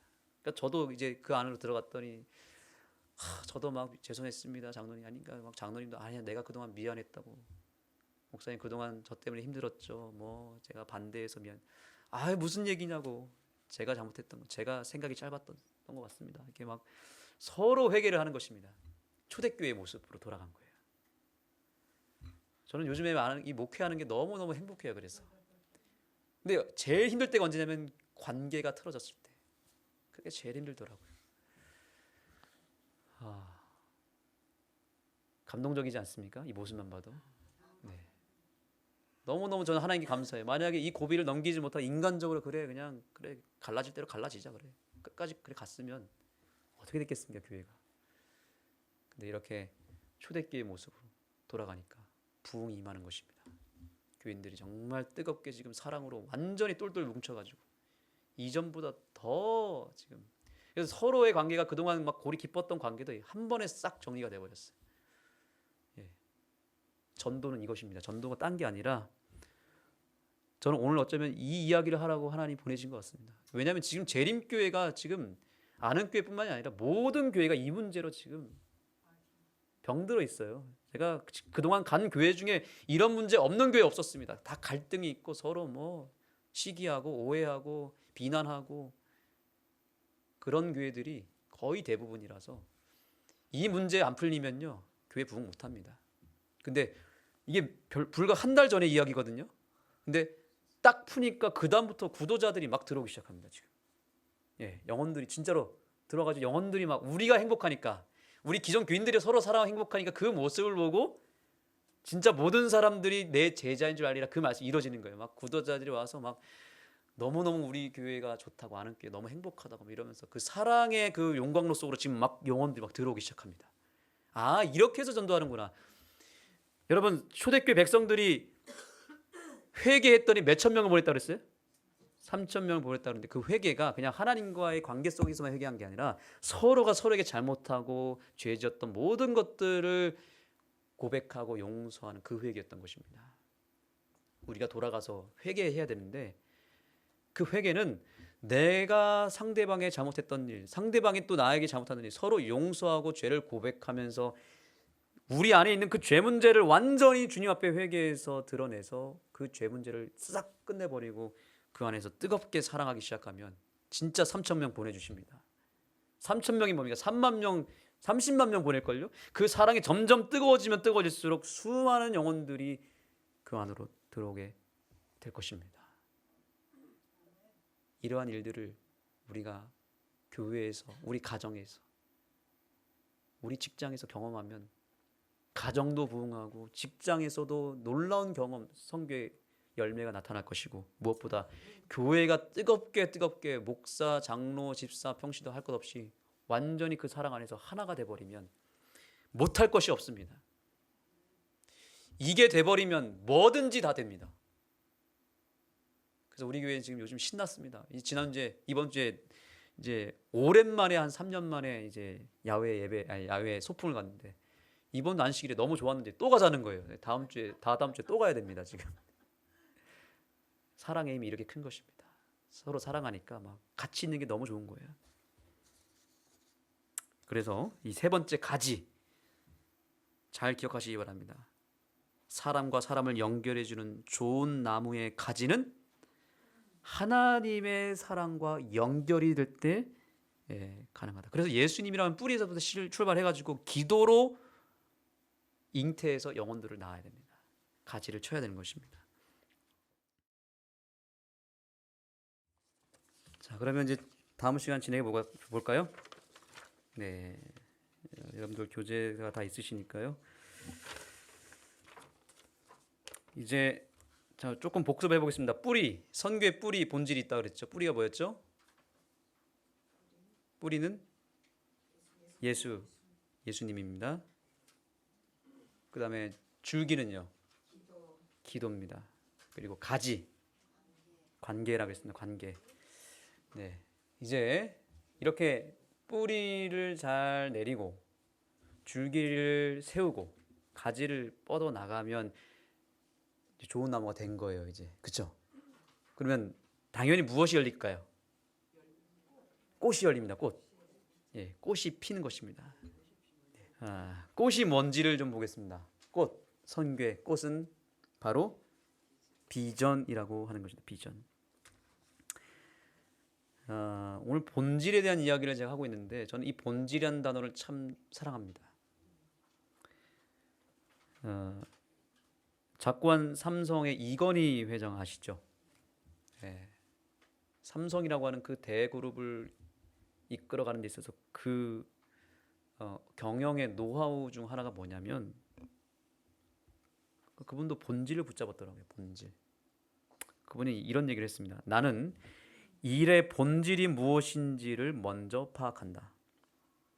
본질을 모르고는 어떤 결정도 하지 않는다. 이런 얘기를 했습니다. 왜 갑자기 저기 삼성 이건희 회장 얘기를 할까요? 여러분 세상에서 성공하기 위해서도 세상의 그 기업도 뭘 붙잡아요? 본질을 붙잡잖아요. 근데 우리는 지금 삼성그룹보다 훨씬 더 큰 대기업, 하나님의 기업을 경영하는 백성들 아닙니까? 그러면 삼성에서 하는 그 일보다 뒤처져야 될까 아니면 똑같이 해야 될까 아니면 그 이상을 가야 될까요? 그 이상을 가야죠. 저는 어떤 분은 이런 얘기한다. 왜 갑자기 뭐 목사가 삼성 이건희 회장 얘기라고 뭐 영업하는 것도 아니고. 저는 역으로 얘기합니다. 이분들보다 더 열심히 해야 될 거 아닙니까? 더 전문적으로 해야 되고, 그렇죠? 우리도 본질을 붙잡아야 된다니까요. 그래서 예. 네, 또 그 구글이라고 하는 회사 아시죠? 구글도 이 구글 아까 제가 유대인 얘기했는데 유대인들은 왜 성공을 하냐면 본질을 붙잡거든요. 본질. 말씀이라고 율법이라는 본질을 붙잡기 때문에 그들이 성공하게 되어 있어요. 근데 구글이라고 하는 회사와 페이스북이라고 하는 회사가 미국에서 지금 가장 큰 회사 중 하나고 전 세계를 지금 움직이고 있는 회사인데 CEO가 다 유대인들입니다. 근데 유대인들의 특징 아까 뭐라 그랬죠? 본질을 붙잡는다 그랬죠. 한 그 기자가 물었습니다. 이 기업의 성공 비결이 뭐냐고 했더니 역시 똑같이 그 구글 회장의 그 인터뷰 내용이 뭐냐면 우리는 본질을 놓치지 않고 있다라고 얘기하면서 자기 회사의 본질을 딱 한 단어로 딱 표현합니다. 구글의 본질이 뭔지 아십니까? 구글 검색입니다. 검색. 딱 한 단어로 검색. 우리 선교의 본질 예수 딱 나오잖아요. 그죠? 근데 구글의 본질은 뭐라고요? 검색. 검색하면 구글이에요. 그러니까 그러니까 구글은 본질로 승부를 걸었는데 검색이라고 하는 이 본질에서 벗어나지 않은 상태로 회의를 할 때도 그 본질 안에서 합니다. 다른 본질을 찾지 않습니다. 회의를 하거나 아이디어를 내거나 사업을 할 때 무엇을 하든지 그 본질 안에서만 딱 논의를 하고 전략을 세우고 한다는 겁니다. 페이스북도 마찬가지입니다. 페이스북의 회장 CEO 저커버커라는 그 회장이 이제 유대인인데 역시 똑같은 질문을 했을 때 우리는 이 본질을 벗어나지 않는다. 페이스북의 본질은 뭔지 아세요? 한 단어로 딱 했을 때 연결성입니다. 연결성. 커넥티비티. 연결성. 그러니까 페이스북은 무조건 연결이 사람과 사람 연결하고 기업과 기업을 연결해주고 회사와 회사, 공동체와 공동체를 연결해주는 일, 전 세계를 다 연결해버렸어요. 그걸로 떠버린 겁니다. 그러면 질문 드리겠습니다. 여러분이 섬기고 있는 교회의 본질을 딱 한 단어로 표현할 수 있습니다. 한 단어로. 아니면 한 문장으로.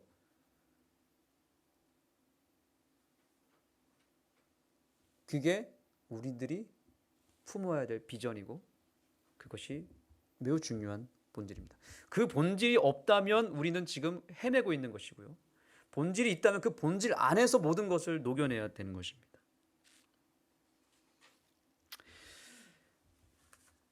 그래서 목사 요람에도 이런 얘기가 있습니다.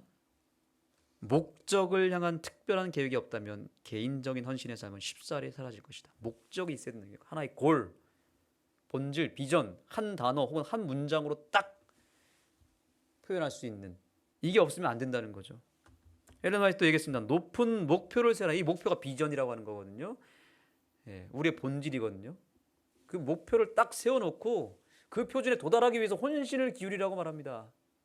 그러나 이 모든 것은 어디로부터 나와야 된다고? 이 본질이 하나님으로부터 그 본질이 나와야 된다. 지금 우리가 지금 그 본질을 지금 하나하나씩 세워 나간 거죠. 그 위대함의 기초가 하나님을 경외하는 데 있기 때문이다라고 말하고 있습니다. 그래서 제가 안흥교회에서 목회할 때 그 본질이 항상 무엇인지를 늘 생각했습니다. 그래서 안흥이라고 하는 단어에 좀 집중을 해봤고, 그래서 뭐 성교 표어를 이렇게 걸기도 했습니다. 한 장의 그림으로 표현을 하는 것입니다. 한 장의 그림으로. 평안으로 인도하는 50년, 부흥으로 인도하실 100년, 뭐 이렇게. 아까 삼성 이건희 회장 얘기죠. 본질을 모르고는 결정하지도 않는다. 근데 저도 그래서 한 장의 그림으로 한번 제 목회의 성교의 어떤 본질을 표현해 봤습니다. 그래서 5년 전에 이러한 그림을 만들어 봤습니다. 이게 제 목회의 본질입니다. 저는 목회를 하면서 정말 힘든 일이 많이 있었죠. 고비가 있었죠. 어려움이 있었죠. 근데 그때마다 저를 버티게 만들고 제가 어려움을 극복하고 뚫고 지나갈 수 있게 해줬던 것은 바로 이 그림 한 장입니다. 저는 제 노트에도 아직도 이게 있어요. 딱 펼치면 교회의 청사진이 미래 모습이 쫙 열려지면서 이것만 보면 저는 마음이 막 뜨거워집니다. 다시 그래 맞지, 내가 이것 때문에 지금 여기 안흥에 있는 거지. 이 한 장의 그림으로 나름대로 목표를 세우고 계획을 세우고 저는 이 틀 안에서 모든 것을 해 나갔습니다. 교인들과 뭐 기도회를 하거나 뭐 안교 회의를 하거나 또 여러 선교적인 계획을 세우거나 전도를 하거나 모든 것은 다 이 그림 한 장에서 다 뽑아냈습니다. 이것이 제가 정말 기도하면서 하나님 앞에 받은 비전이거든요. 제 목숨과도 같은 것입니다. 제 생명과 같은 것입니다.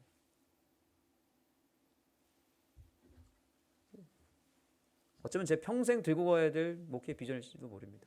네. 네. 그래서 제가 아무리 교회에서 목회가 실패를 하고 정말 어떤 비난을 받나 할지라도 저는 예수님이 저에게 주신 사명과 비전을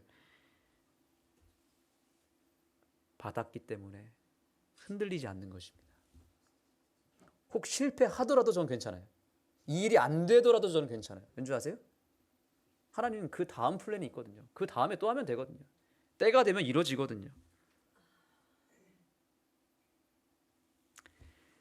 교회 건축을 통해서 이제 이 모든 것들을 녹여내서 이제 교회를 세웠고 드디어 교회 성전을 새롭게 건축하는 은혜를 교인들과 함께 맛보게 되었습니다. 그래서 새로운 이제 새로운 성전에서의 비전을 이렇게 세워봤습니다. 딱 한 단어로 저는 더 세븐이라고 하는 단어로 저의 목회의 안흥교회 목회를 한 단어로 표현해봤습니다. 안흥교회 새로운 브랜드 더 세븐. 세븐이 뭐예요? 뜻이 7. 네, 여러분 우리 재림교회는요 숫자 7을 벗어날 수 없는 교회죠. 그렇죠? 왜 그렇습니까?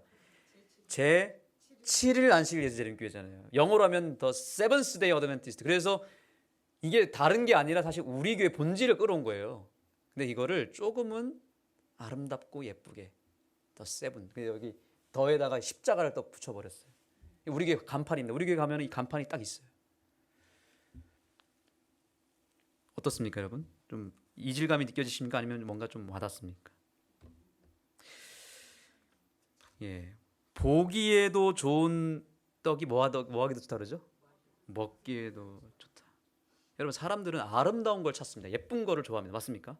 카페를 가고 식당을 가더라도 옛날에는 맛만 찾아갔죠. 요즘에는요 카페를 가든 어디 여행지를 가든 예뻐야, 사진 찍었을 때 예뻐야 이제 사람들이 갑니다. 디자인의 시대가 왔거든요. 그래서 예수님께서도 우리에게 주신 비전을 우리는 잘 예쁘게 이렇게 포장을 하고 디자인을 해서 표현을 해야 됩니다. 본질에서 벗어나지 않는 선에서 예쁘게 만들어야 됩니다. 꽃이 예쁘니까 사람들이 오죠. 우리가 비전이 많이 있어요. 사실 다 목적이 있고 꿈이 있습니다. 그런데 그거를 그냥 추상적으로 뜬구름잡는 식으로 그냥 이렇게 막 나열할 게 아니라 그거를 집약적으로 모아가지고 아주 예쁜 꽃으로 만들어야 되는 것입니다. 꽃으로 만들지 않으면 거들떠보지도 않습니다. 우리가 가지고 있는 꿈과 비전을 아무리 얘기한들 사람들이 알아줄까요? 안 알아줄까요? 관심도 없고 그걸 우리가 표현한다고 해도 예쁘고 매력적이지 않으면 공감하지 못하거든요. 그래서 본질을 추상적이고 눈에 보이지 않는 것이지만 눈에 보이도록 이거를 표현할 필요가 있다. 그래서 우리 교회의 정체성을 담아서 더 세븐이라고 했는데요. 여기에는 두 가지 의미가 있습니다. 첫 번째는 우리 교회의 7가지 컨텐츠입니다. 그래서 여기 보시면 우리 교회에서 하는 사업 7가지입니다. 제7일 안식일 예수 재림계 모든 이 7가지 사업 가운데 다 7이 들어갔어요. 자세히 보시면 7빛 쉐마학교, 안흥 세븐마켓, 아트센터 더 세븐, 문화 공간이 없거든요. 우리 지역에. 그 다음에 카페 세븐, 7별 캠핑장, 세븐 팜스테이 7가지 사업을 녹여낸 것입니다. 쉼과 치유. 그래서 저는 철치 스테이라고 하는 새로운 사업을 구상해 보았습니다. 철치 스테이 더 세븐. 저는 이게 뭐 우리 교인들 중에서 공감하시는 분도 많고요. 사실 지역에서도 공감하시는 분들 또 그렇지 않은 분도 있을 수 있겠죠. 근데 저에게 있어서 이 철치 스테이 더 세븐은 제 마음을 뜨겁게 하는 하나의 비전입니다. 그래서 이제 여러분이 돌아가셔서 교회에 가셔서 혹은 여러분의 소그룹에서 그 비전, 여러분의 마음을 뜨겁게 하는 그 꽃을 반드시 만드셔야 됩니다. 안식일이라고 하는 우리 본질을 가지고 있습니다. 그런데 여러분, 안식일이라고 하는 이 본질을 그동안 우리는 그저 교리적으로, 지식적으로, 설교로, 팜플렛으로, 전도지로는 증거를 했는데 정작 체험적으로 안식일을 증거하는 일에는 조금 등한히 하지 않았을까요? 이건 우리 모두의 과제일 거라고 생각합니다. 왜냐하면 안식, 쉼 이건 우리의 컨텐츠잖아요. 그렇죠? 근데 조금은 안타까운 얘기지만 이 쉼과 안식의 컨텐츠를 지금 우리나라 같은 경우 어디가 가져갔냐면 불교가 다 가져갔어요. 템플 스테이 들어보셨습니까? 가장 좋은 위치에 가장 아름다운 장소에 가장 매력적인 프로그램, 명상 프로그램부터 해서 뭐 채식 프로그램 다 누가 가져갔어요? 불교 템플 스테이 다 가져갔어요. 지금 불교에 가보면 사람들이 바글바글하고 막 찾아옵니다. 찾아가는 장소가 됐어요. 근데 사실 그거 누구 거예요? 그렇죠. 우리 재림교회 주신 사명이잖아요. 비전이잖아요. 저는 그게 빼앗겼다고 저는 생각해요. 다시 찾아와야 됩니다. 그래서 템플 스테이가 있냐? 우린 철치 스테이가 있다. 이제 이렇게 해가지고 안식일 교회는 그냥 기별로 안식일을 전하는 게 아니라 우리가 가진 이 컨텐츠를 이제 체험적으로 나눠주자 이거예요. 안식을. 안식일 교회 가면은 쉼이 있고 평안이 있고 거기 가면 정말 좋은 프로그램들이 있어서 우리에게 진정한 안식을 가져다 준다. 메시지는 당연한 그건 기본으로 깔고 가야 되고요. 저는 이 사명을 붙잡아서요. 철치 스테이를 가는 곳곳마다 세워야 된다고 저는 생각합니다. 그래서 안식일 교회는 가장 좋은 장소에서 좋은 위치에 가장 아름다운 장소에 우뚝 서 있어야 되고 그곳에서 하는 모든 사업도 정말 매력적인 사업이 되어야 됩니다. 그래서 이제는 우리가 찾아가는 일도 당연히 해야 되지만 예수님처럼 찾아가기도 해야 되지만 이제는 찾아오게 만들어야 됩니다. 아까 얘기했잖아요. 카페를 가도 예쁜 데를 가고요. 식당을 가도 좀 아름다운 곳 이런 쉼이 있는 곳을 가기 때문에 교회를 가도 이제는 아름답고 예쁘면 올까요? 옵니다. 그럼 안식일교회는 아름다울 필요가 있을까요? 아니면 조금 그냥 저기 그냥 보이지 않는 곳에 숨겨놓고 우리끼리만 알고 있어야 되고 그런 모든 매력을 감춰야 될까요? 어떻게 하면 좋을까요? 예, 표현하고 이것을 드러낼 필요가 있다는 것입니다. 이제는 대중화할 필요가 있고 전문화시킬 필요가 있다는 것입니다. 왜냐하면 우리가 가진 그 가치가 워낙 탁월하고 진리가 확실하고 복음이기 때문에 이제 겉에 보이는 포장지도 예쁘게 할 필요가 있을까요? 예, 안에 아무것도 없는데 겉포장지만 예쁘게 하면은 그거는 이단이고 그것은 잘못된 거지만 우리가 가지고 있는 것이 이 본질이 정말 그 어느 교회보다 어느 종교보다도 확실한 복음이기 때문에 우리는 이것을 아름답게 표현할 필요가 있다는 사실입니다. 정말 너무나 이건 필요한 일입니다. 그래서 교회 건축을 다 완공하고 나서 하늘에서 사진을 찍어봤는데 어떻습니까, 여러분? 뭐처럼 보이죠? 어떤 모양 같습니까? 숫자 7 보이지 않습니까, 여러분? 건물이 공중에 찍었는데 7이에요. 야, 저는 깜짝 놀랐습니다. 이게 의도하지 않았어요. 그냥 이렇게 디자인하고 나서 나중에 건축이 거의 다 됐을 때 그 아까 더 세븐이라고 하는 그 부분을 가지고 교인들과 기도하면서 찾았는데 더 세븐이라고 하는 타이틀을 딱 세우는 순간 이게 보인 거예요. 이게 저희 교회의 모습입니다. 철치 스테이의 모습입니다. 네.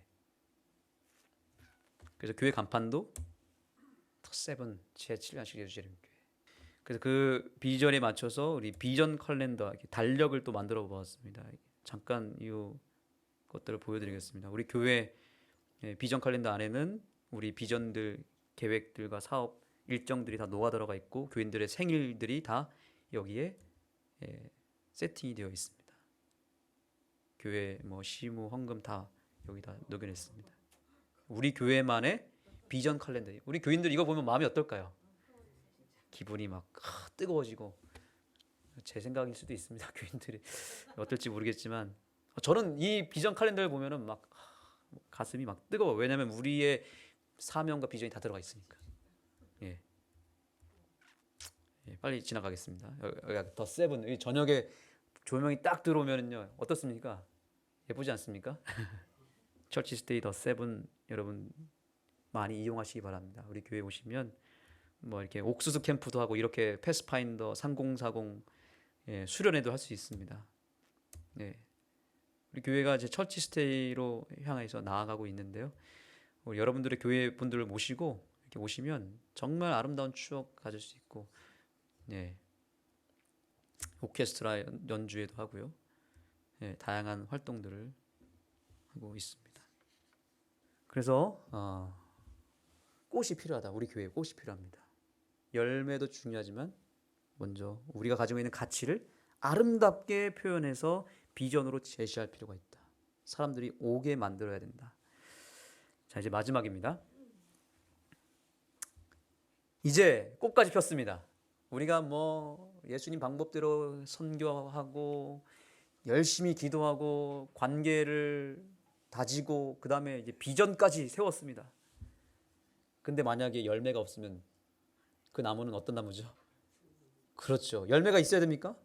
있어야 됩니다. 영원히 반드시 있어야 됩니다. 열매가 뭘까요? 우리가 마음에 품고 있는 큰 꿈, 그 최종적인 꿈이 뭐예요? 영혼 구원이라고 하는 열매를 맺어야 되는 것입니다. 우리가 이것을 위해서 선교하는 것이고 이것을 위해서 오늘 이 자리에 와 있는 거예요. 맞습니까? 예. 자, 그런데 제가 아는 교회에서 목회를 하면서 목사 요람을 다시 정독을 했습니다. 근데 거기서 제가 정말 새로운 한 가지 사실을 발견했습니다. 우리가 영혼 구원을 정말 여러분 원하십니까? 이제 이 시간 이후로부터는 조금 우리의 생각의 틀을 깰 필요가 있습니다. 정말 영혼 구원 정말 원하십니까? 정말 원하신다면 오늘 제가 이 마지막 파트를 말씀드릴 때 제가 조금은 두렵고 떨리는 마음으로 말씀을 드리는데 이 부분에 대해서 진지하게 수용할 수가 있다 그러면은 영혼 구원 가능할 것 같습니다. 근데 이게 정말 우리에게 큰 과제입니다. 영혼 구원을 위해서 무엇을 해야 될지. 자, 이것은 저의 이야기가 아니라 목사 요람 제7난시 예수재림교회 목사 요람에 다음과 같은 글이 있습니다. 다 같이 읽어보겠습니다. 시작. 목사는 전도자이고 교회는 전도 현장이다. 예배, 안식일학교, 다른 프로그램들을 운영할 때는 언제나 교인이 아닌 방문객과 손님들, 새신자를 염두에 두어야 한다. 와, 저는 이 구절을 읽고 충격을 받았습니다. 목사는 그냥 설교나 하고 방문만 다니는 목사가 아니라 뭐라고요? 전도자가 된다. 내가 정말 전도를 하고 있는가? 제 자리를 돌아보고, 교회는 그저 예배드리고 그냥 우리끼리 식사하는 그런 예배를 위해서만 존재하는 곳이 아니라 어떤 장소라고요? 전도 현장이라고요. 저 세상 속에서도 전도를 해야 되지만 전도의 현장 중에 현장은 어디가 되어야 된다고요? 교회가 전도가 이루어지는 치열한 전도 현장이 되어야 된다는 거죠. 뿐만 아닙니다. 예배, 안식일학교 모든 프로그램들이 누구를 염두에 둬야 된대요? 장로님이죠. 그럼 목사를 염두에 둘까요? 장로? 집사? 누구요?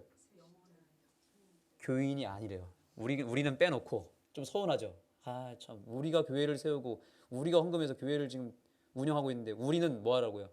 제외. 빠지라는 거예요. 빠지라고. 누구를 염두에 두라고? 모든 것을. 방문객과 손님들을 염두에 두어야 된다. 저는 이 말씀 처음 읽었습니다.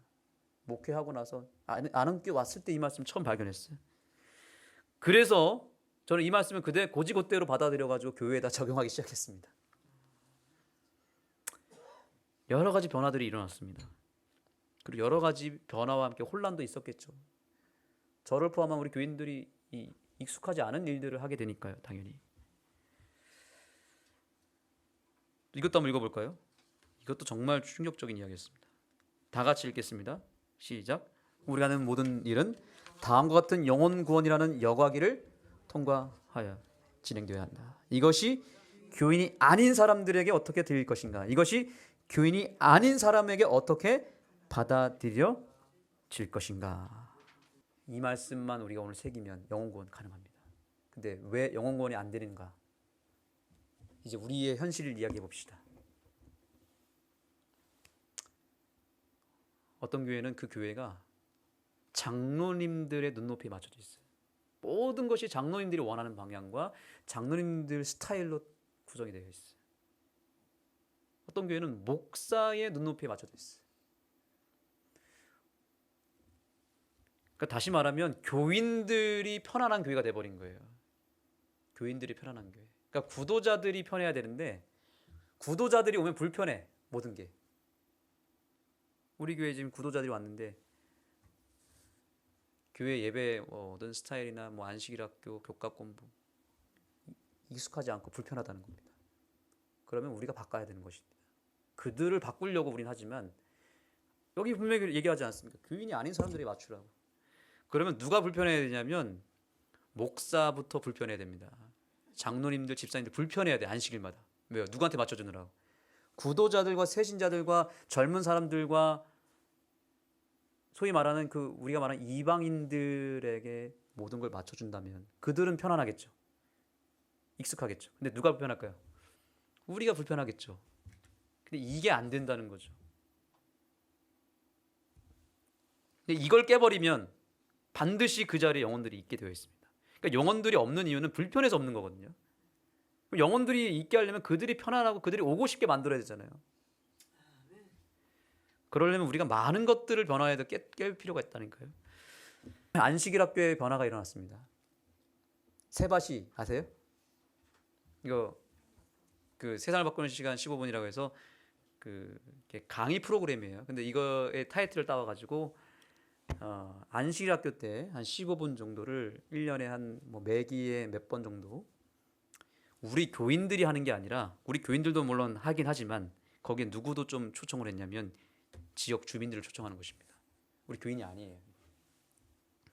근데 지역 주민 가운데 뭐 전문가들이 있어요. 뭐 독서 지도자도 있고 면장님도 있고 파출소장도 있고 뭐 부녀회장도 있고 여러 사람들이 있습니다. 이런 분들에게 가서 초청하는 것입니다. 와서 우리 교회 와서 15분 정도 강의해달라고. 그러면 이분들이 교회니까 와서 뭐 세상적인 얘기를 막 하는 게 아니라 사실은 와가지고 조금 교회에 도움이 될 만한 얘기를 하고 또 교회에 칭찬도 하고 격려하는 시간이거든요. 그러니까 이분들이 와가지고 뭐 얘기를 하는 것입니다. 자기 얘기 들어줬으니까 예배 드릴까요, 안 드릴까요? 예배 드리고 갑니다. 네. 고맙잖아요. 내 얘기를 15분 동안 교인들이 들어주고 안식일에 단상에서 자기 얘기를 들어주는데 안 좋아할까요? 네. 그런 기회들을 좀 드렸더니 교회에 관심을 갖는 거죠. 이렇게 뭐 산에서 산삼캐는 한 10만이 여성분이 있었어요. 우리 구도자인데 그분에게 강의하시라고 그랬어요. 우리 교회에서 강의하시라고. 그 본인 경험 이야기를 하는 겁니다. 근데 그러면서도 메시지를 주는 거예요. 은근히 여러분들과 함께 예를 들면 우리 여러분들과 함께 제가 산에 같이 모시고 가겠습니다. 이것도 하나의 격려가 될 수 있고 메시지가 되겠습니까? 초청하는 거잖아요. 이거 다 전도잖아요. 이게 다. 아무것도 아닌 것 같지만 이분들이 뭐 먼 얘기를 한들 우리가 저게 뭐지 이렇게 생각할 수 있겠지만 사실 다 이게 역으로 서로가 윈윈하고 전도가 되는 것입니다. 구도자가 구도자를 전도하는 거예요. 이게 하나의 전도회가 되는 거예요. 쉽게 얘기하면. 자, 여러분 여기 보세요. 제가 부흥하는 교회 주보를 좀 여러 교회를 찾아봤는데 한 가지 특징이 있었습니다. 굉장히 순서가 심플하고 단순하다는 거예요. 제가 처음 안흥교회 왔을 때의 주보의 순서지입니다. 설교 예배 순서지입니다. 어떻습니까? 예배 초대, 송영, 기원, 성경 공독, 찬미, 기도, 개인 기도, 헌금 기도, 찬미, 그다음 말씀. 기도 한 3번, 4번 합니다. 설교 예배 때. 근데 교인들은 편안하고 익숙해서 좋아요. 근데 누가 불편할까요? 새신자들이 앉았다 일어났다 기도하니까 또 기도하고 대표 기도하고 개인 기도하고 헌금 기도하고 그다음 말씀. 힘들까요? 안 힘들까요? 그다음에 기도 또 있어요. 목회자 등단하자마자 또 기원하죠. 끝날 때 또 축도하죠. 기도가 몇 개 들어가는 것 같습니까? 한 7, 8개 들어갈걸요? 어린이 설교 집어넣으면 또 어린이 설교 기도 또 합니다. 물론 기도해야 되죠. 해야 되는데 너무 우리가 지금 이게 거의 수십 년 동안 이 틀에서 벗어나지 않고 이 순서대로만 지금 몇십 년 전의 거를 계속 끌고 와서 하는 거예요. 지금 수십 년이 지났는데. 그러니까 교인들은 그냥 익숙하니까 가만히 앉아있는데 구도자들은 힘든 거예요. 그래서 과감하게 교인들한테 제가 호소하고 순서를 그냥 심플하게 바꿔버렸습니다. 기원도 다 빼버렸어요. 이거 기원 이렇게 하라고 이렇게 매뉴얼이 있는 게 아니라 그 나라의 그 문화의 그 지역의 상황에 얼마든지 바꿀 수 있어요. 근데 우리는 무조건 이걸 바꾸면 뭔가 막 안 되는 것처럼 뭐 교리를 바꾸는 것도 아닌데. 미국 가면 이런 식으로 예배드려요? 다른 나라도 다 이런 식으로 합니다. 근데 부흥하는 우리 한국 교회 보니까 이렇게 심플하더라고요. 포커스는 설교 말씀에 맞춰져 있고요. 그다음에 찬양에 맞춰져 있어요. 찬양과 개인 기도한 시간이 훨씬 더 많이 줍니다. 그리고 말씀에 집중하게 합니다. 그래서 등단하자마자 장로님이 초청의 말씀을 읽고 바로 일으켜 세워서 찬양합니다. 찬양하자마자 대표 기도하고 바로 하단합니다. 그럼 제가 등단해서 말씀합니다. 저희 교회 찬양대도 없기 때문에 찬양대가 있으면 여기에 특창을 집어넣어도 되지만 그것도 한번 고려해 보세요. 그리고 말씀 선포가 끝나면 선포가 되자마자 바로 제가 호소하고 개인 기도를 충분히 시킵니다. 그리고 뜨겁게 찬양하고 기도가 끝납니다. 이렇게 심플하게 해도 그 구도자들은 힘들 수도 있거든요, 사실은.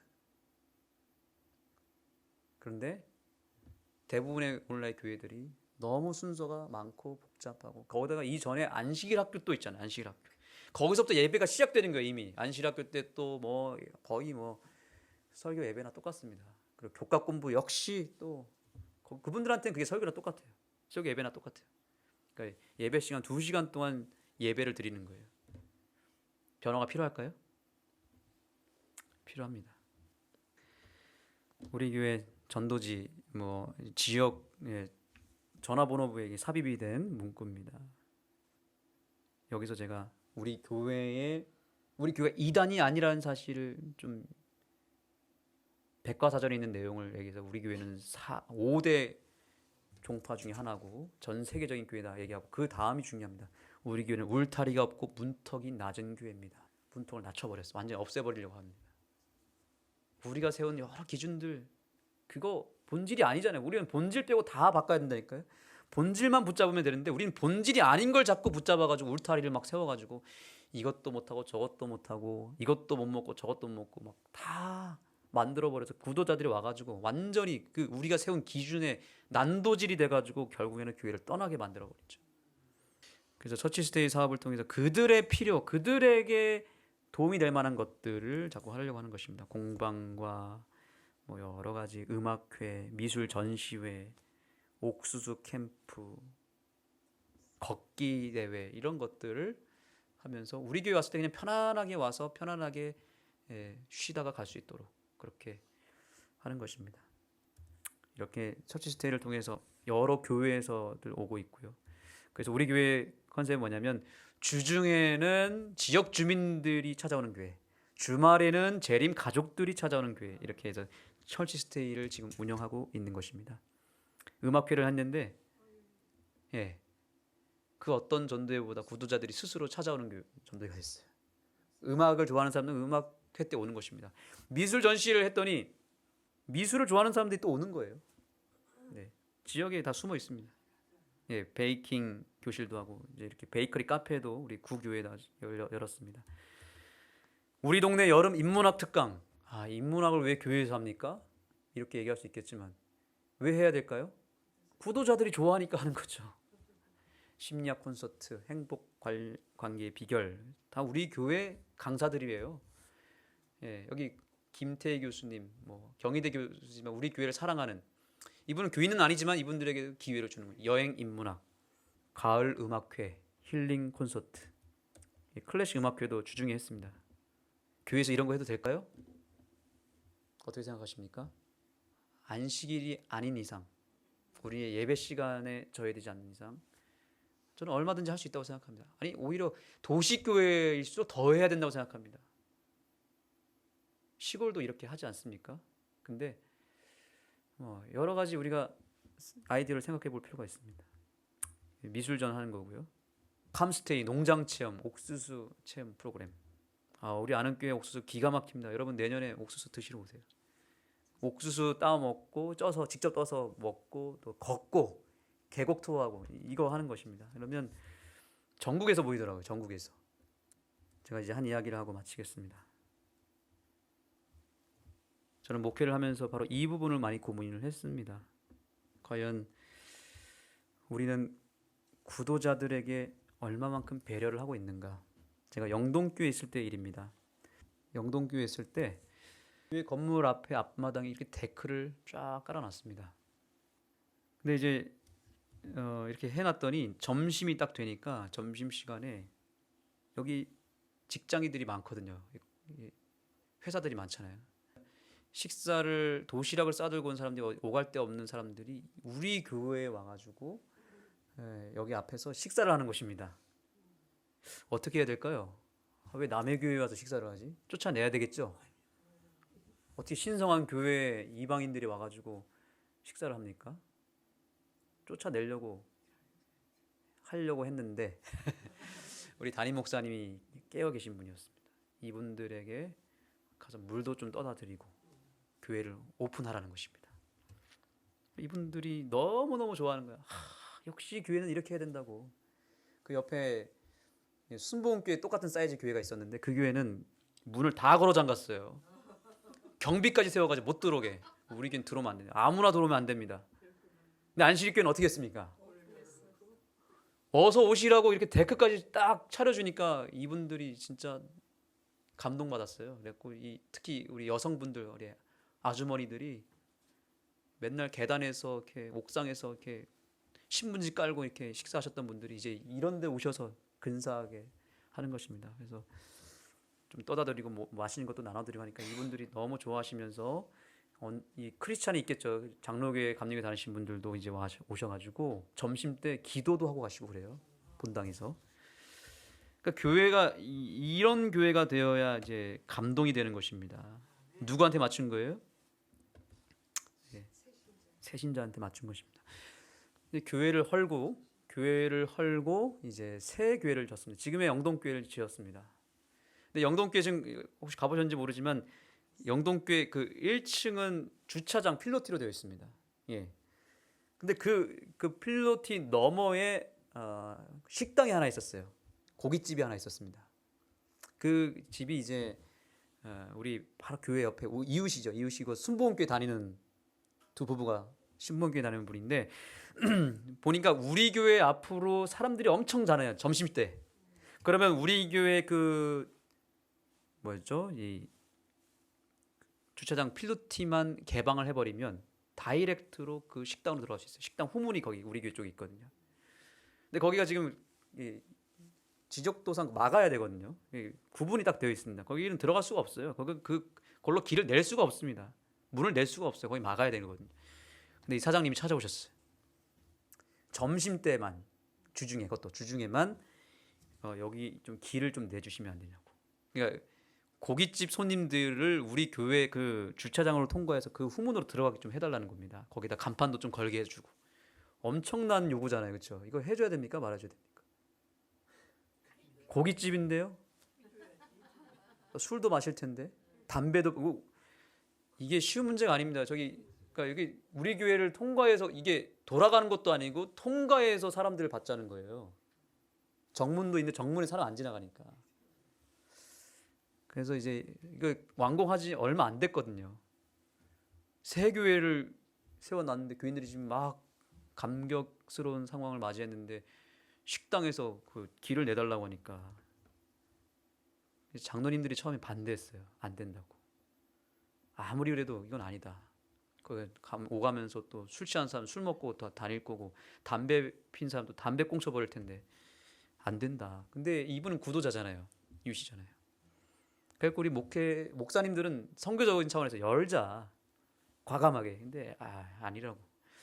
한 달 동안 씨름을 했었습니다. 그 당시에. 근데 우리 장로님들은 역시 깨어 계신 분들이에요. 좋다 하자고.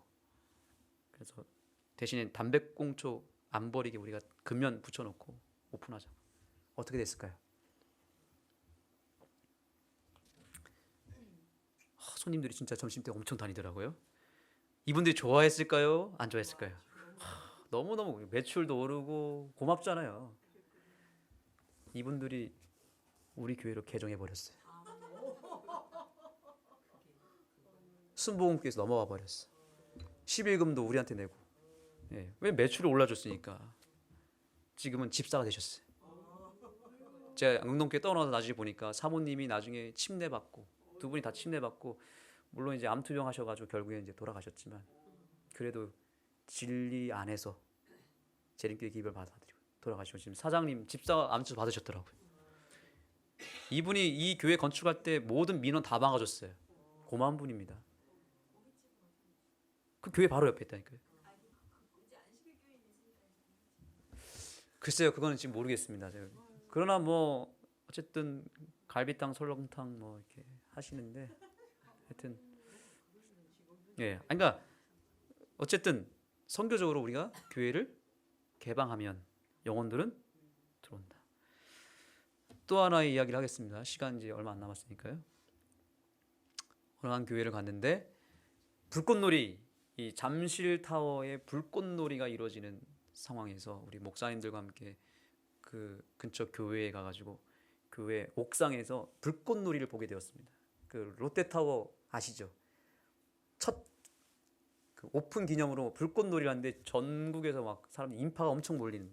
근데 가장 좋은 자리가 우리 안실교회였어요. 옥상 바로 코앞에 있었으니까. 그래서 우리가 가서 불꽃놀이 보러 갔는데 문제는 그 밑에 치킨집이 있었는데 치킨집에서 젊은 남녀들이 올라온 겁니다. 시간이 딱 되니까. 근데 그 옥상은 우리 안실교회 장소거든요. 올라와서 이제 불꽃놀이 보려고 그 가장 좋은 자리에 이제 사람들이 막 올라왔는데 한 교인이 이제 그 교인 중에 몇 분들이 같이 이제 불꽃놀이 보러 왔는데 여기는 교회 장소니까 내려가시라고. 그래서 그분들이 정중하게 죄송합니다. 여기 조금만 보고 내려가겠다. 안 된다고. 여기는 신성한 교회고 여러분들이 올 자리가 아니니까 내려가시라고. 기분이 어떨까요? 기분이. 이분들이 기분이 상해가지고 막 싸우기 시작합니다. 그랬더니 이 한 그 교인이 지금 안 내려가면 경찰에 신고하겠습니다. 그래가지고 근데 이제 이분들이 오기가 생겨 안 내려간다고 싫다고 막 이러면서 막 그러니까 막 완전히 막 불꽃이 튀긴 거예요. 불꽃놀이를 보고 그러는데 불꽃이 튀겼어. 결국에는 불꽃놀이 하는 동안 이제 막 분위기가 너무 삭막해진 겁니다. 딱 보고 이제 나가면서 하는 말. 이러니까 교회가 욕먹지. 에이 재수 없어 이러면서 욕을 하고 나가는 거예요. 제가 그 장면을 보면서 정말 정말 안타까웠습니다. 이게 우리 교회의 현실이구나. 이 교회를 거룩한 성전이라고 우리가 너무 거기다가 의미부여를 크게 해가지고 아무도 못 오게 만드는 교회가 된 것인데, 자 여러분 이제 이 성경절을 보십시오. 이 부분만 얘기하고 마치겠습니다.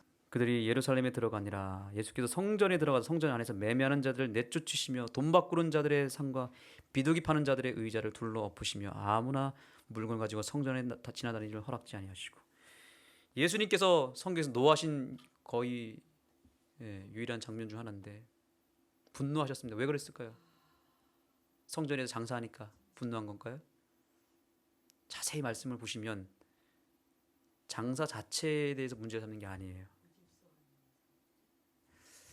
그 이유를 이제 알려드리겠습니다. 여기서 말하는 성전이 어딜까요? 성전. 우리 성수의 구조를 알잖아요. 자, 여기 보세요. 예루살렘 성전이 이렇게 큽니다. 안뜰이 있고 그 뜰 안으로 들어가면 이제 성소, 지성소가 있습니다. 그런데 성소, 지성소 안에는 누구만 들어갈 수 있었어요? 제사장들만 들어갈 수 있었습니다.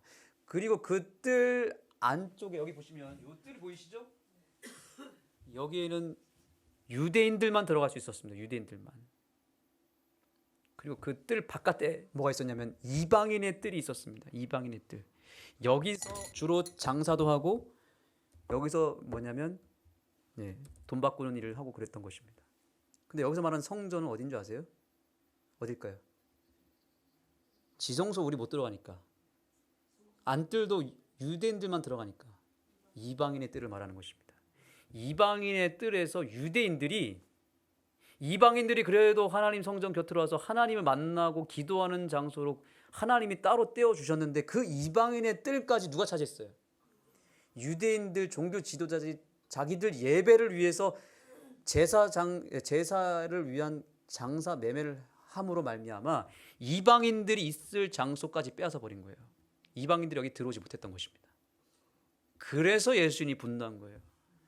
너희들이 어떻게 이방인들의 장소까지 차지해서 니들 속을 챙기기 위해서 장사를 하느냐. 분노하신 겁니다. 오늘날 교회가 어딜 것 같으세요? 안뜰일까요? 지성소일까요? 어떤 분들은 지성소라고 얘기합니다. 교회가 지성소입니까? 여기가 지성소예요? 큰일 납니다. 지성소는 하늘에 있잖아요.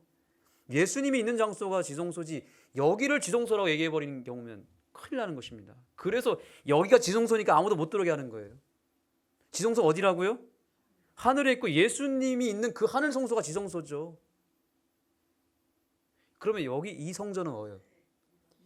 예언의 신에 분명히 교회는 지상 성전이라 그랬는데 그 성전 어디냐고요? 안뜰이 아니라 이방인의 뜰이. 우리가 이방인이잖아요. 우리가 유대인인가요? 우리가 이방인이잖아요. 우리가 세운 이 교회는 이방인의 뜰이에요. 여기서 해석을 잘 하셔야 됩니다. 이 인식에 따라서 성교가 되느냐 안 되느냐에 결정적인 게 걸립니다. 지성소는 하늘에 있습니다. 반드시 기억하셔야 됩니다. 우리가 생각하는 성소는 하늘이고 이 교회는 성소가 아니라고요. 이방인의 뜰입니다. 성전. 그렇기 때문에 이건 제 해석이 아니라 여기 보세요. 성전으로 사용된 단어 히에론으로는 성경 경내에 있는 모든 뜰과 건물을 가리키며 성전을 가리키지 않는다. 예수님은 분명히 참 하나님을 믿는 이방인에게 지정된 성전의 특정 장소에 서 있었다. 이방인에게 지정된 장소에 서 있었다고요. 오늘날 이 교회는 이방인들이 누구든지 올 수 있는 곳이 되어야 됩니다. 그게 안 되면 그냥 여기는 성소고 지성소이기 때문에 여기는 거룩한 곳이기 때문에 아무나 들어오면 안 됩니다. 아무것도 하면 안 됩니다라고 규정해버리는 순간 우리 교회는 거기서부터 완전히 선교적으로 열매를 거둘 수 없습니다. 이 부분에 대해서 아직 오해를 하는 재림교인들이 너무나 많습니다. 제가 가보니까 이 재림교회는 성소, 지성소이기 때문에 더 이상 얘기하고 싶지 않습니다. 해석을 바꿔야 됩니다. 분명히 이건 재림교회 주장이 나타납니다. 우리 교회는 이방인의 뜰이라고요. 더 이상 여기를 아무나 못 들어온 곳으로 만들지 마십시오. 그래서 예수님께서 뭐라고 말씀하셨습니까? 자, 이 부분도 얘기할게요. 그래서 그 당시 유대인들이 이방인 예배자로부터 하나님을 제대로 알 수 있는 기회를 강탈해버렸다. 지금 교회에서 이런 일이 벌어지고 있습니다. 이방인들 못 들어오게 막아버리고 이방인들이 불편한 자리로 만들었습니다. 우리 예배를 위해서. 다 같이 읽겠습니다. 시작. 이에 가르쳐 이르시되 기록된 바 내 집은 만민이 기도하는 집이라. 아멘. 만민이 누구입니까? 이방인들입니다. 모든 사람들이 이곳에 와서 기도할 수 있어야 됩니다. 이곳에 쉴 수 있어야 됩니다. 여러분의 교회가 그런 이방인의 뜰, 만민이 기도하는 교회가 되기를 예수님의 이름으로 축복하며 말씀 마치겠습니다.